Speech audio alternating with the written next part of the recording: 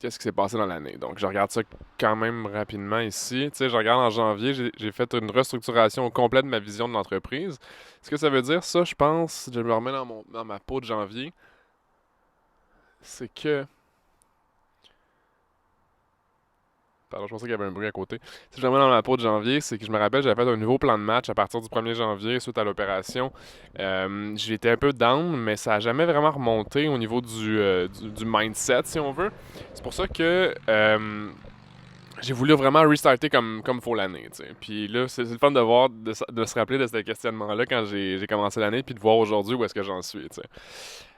Ensuite de ça, j'ai fait un nouveau plan d'action avec des objectifs quantifiables et trimestriels, business et personnel.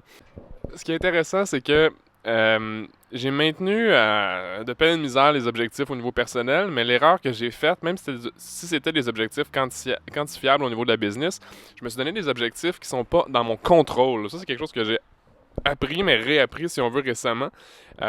Les objectifs pas dans mon contrôle, ça veut dire que je m'étais mis un chiffre d'affaires à atteindre. Mais par contre, c'est pas comme si vends deux tablettes de chocolat le même prix, puis là, tu vas avoir un chiffre d'affaires qui augmente, là, tu sais, quelque chose comme ça, qui augmente de manière linéaire, pardon. Moi, dans ma business, j'ai des clients qui achètent des services qui sont vraiment différents d'une fois à l'autre. Donc, c'est pas tout le temps le même montant d'un service à l'autre. Fait que là, quand mes efforts, c'est-à-dire le nombre de cold calls, prospection, contenu marketing, que je faisais, c'était dur de dire une vidéo sur YouTube va donner un client à 2000 $ par exemple. Je dis n'importe quoi.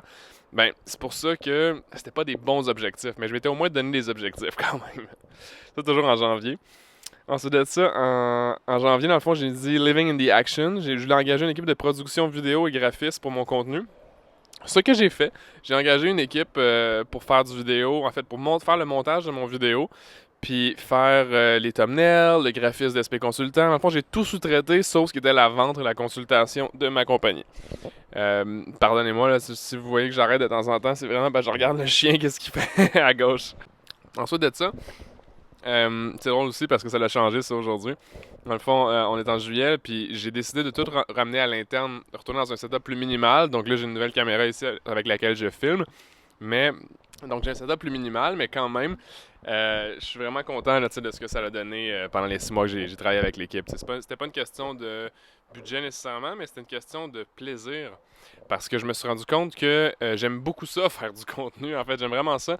Puis c'est un outlet en même temps d'être une manière pour moi de développer mon brand, puis de développer mon style, puis de faire pas juste la même chose. Donc, tu sais, de la variété dans mon travail.